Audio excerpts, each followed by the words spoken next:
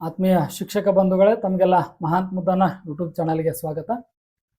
ಇವತ್ತಿನ ಈ ವಿಡಿಯೋದಲ್ಲಿ ನಾವು ಪ್ರಥಮ ಭಾಷೆ ಸಿರಿಕನ್ನಡವನ್ನು ಬೋಧಿಸುವಂತ ಶಿಕ್ಷಕರಿಗಾಗಿ 2026 ಮತ್ತು 27ನೇ ಸಾಲಿಗೆ 9th ಮತ್ತು 8th ತರಗತಿಗಳಿಗೆ ಬೇಕಾಗುವಂತ ಮಾದರಿ ವಾರ್ಷಿಕ ಪಾಠ ಯೋಜನೆಯನ್ನ ನೋಡ್ತಾ ಹೋಗೋಣ.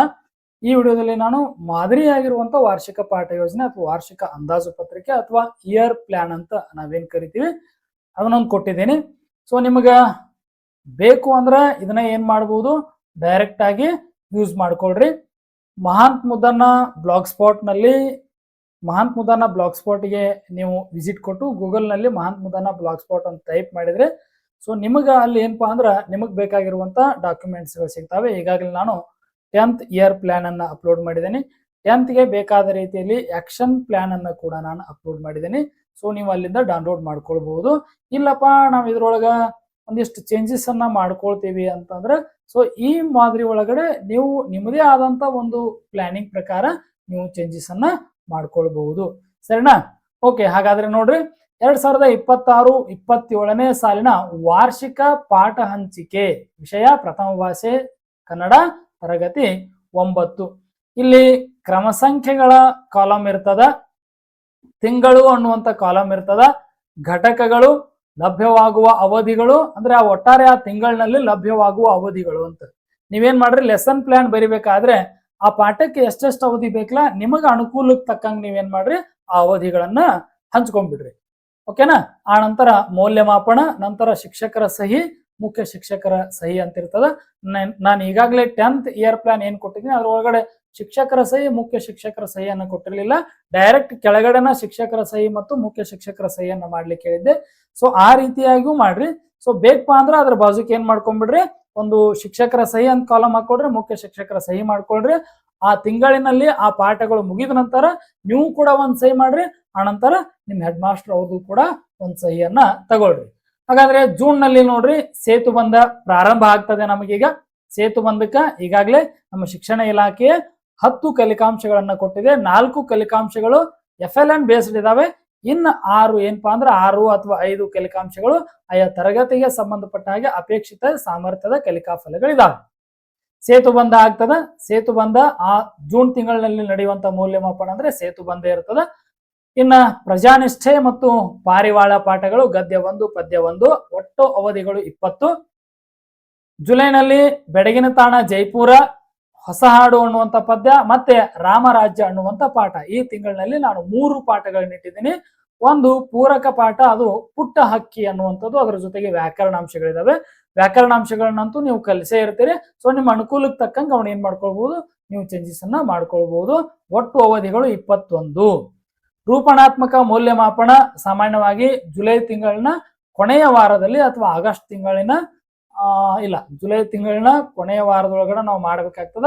ಆಗಸ್ಟ್ ತಿಂಗಳನ್ನ ಮೊದಲನೇ ವಾರದೊಳಗೆ ಮಾಡಿದ್ರೆ ನಮಗ್ ಮತ್ತೆ FA2 ಏನಾಗ್ತದ ಅಂದ್ರೆ ಆಗಸ್ಟ್ ಎಂಡು ಇಲ್ಲ ಸೆಪ್ಟೆಂಬರ್ 1ಕ್ಕೆ ಮಾಡ್ಬೇಕಾಗ್ತದ. ಆದಷ್ಟು ಜುಲೈ ಎಂಡಿಗೆ ಮಾಡಿದಷ್ಟು ಸೂಕ್ತ. ಇನ್ನ ಆಗಸ್ಟ್ ನಲ್ಲಿ ನೋಡ್ರಿ ಪದ್ಯ 3 ಚಕ್ರಗ್ರಹಣ, ಗದ್ಯ 4 ಆದರ್ಶ ಶಿಕ್ಷಕ ಸರ್ವೇಪಲ್ಲಿ ರಾಧಾಕೃಷ್ಣನ. ಆಗಸ್ಟ್ ನಲ್ಲಿ ನಾನು 2 ಪಾಠಗಳನ್ನ ಇಟ್ಕೊಂಡಿದ್ದೀನಿ. ಆದ್ರೆ ಜುಲೈದೊಳಗೆ 3 ಪಾಠ, ಒಂದು ಪೂರಕ ಪಾಠ ಇಟ್ಕೊಂಡಿದ್ದೀನಿ. ಯಾಕಂದ್ರ ಆಲ್ಮೋಸ್ಟ್ ಆಗಸ್ಟ್ ಬರುವ ಅಷ್ಟೊತ್ತಿಗೆ ಅಂದ್ರ ಸ್ಪೋರ್ಟ್ಸ್ ಆಕ್ಟಿವಿಟಿ ಜೋರಾಗಿರ್ತದ. ಹೌದಾ? ಕಳೆದ ವರ್ಷ ಸ್ಪೋರ್ಟ್ಸ್ ಹಾಫ್ ಟರ್ಮ್ ದೊಳಗ ಪ್ರತಿಭಾ ಕಾರಂಜಿಯನ್ನ ಮಾಡಿದ್ರು. ಸೊ ಅದೇ ರೀತಿಯಾಗಿ ಮಾಡಿದ್ರೆ ನಮಗ್ ಬಹಳ ಪ್ರೆಸರ್ ಬೀಳಲ್ಲ ಫಸ್ಟ್ ಟರ್ಮ್ ದೊಳಗಡೆ.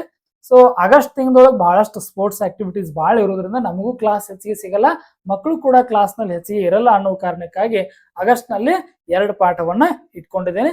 ಸೊ ಇದು ಅಂದಾಜು ಪತ್ರಿಕೆಯ ಆಗಿರುವುದರಿಂದಾಗಿ ಒಂದೊಂದು ಪಾಠ ಏನಾಗ್ಬಹುದು, ಜುಲೈದೊಳಗಿದ್ದ ಆಗಸ್ಟ್ಗೂ ಕೂಡ ಶಿಫ್ಟ್ ಆಗ್ಬಹುದು, ಏನ್ ಪರವಾಗಿಲ್ಲ. ಓಕೆ, ಇನ್ನ ಆಗಸ್ಟ್ ತಿಂಗಳ ನೋಡ್ರಿ ಕೊನೆಯ ವಾರದಲ್ಲಿ ರೂಪಣಾತ್ಮಕ ಮೌಲ್ಯಮಾಪನ 2 ಇರ್ತದ. ಫೈನಲ್ ಆಗಿ ಅದು ಸ್ಕೂಲ್ ಮೇಲೆ ಡಿಪೆಂಡ್ ಆಗಿರ್ತದೆ. ಅವ್ರು ಯಾವಾಗ ಡಿಸಿಷನ್ ತಗೋತಾರ ಅವಾಗ ಅದನ್ನ ಎಕ್ಸಾಮ್ ಅನ್ನ ಸ್ಕೂಲ್ ನಲ್ಲಿ ನಡೆಸ್ತಾರೆ.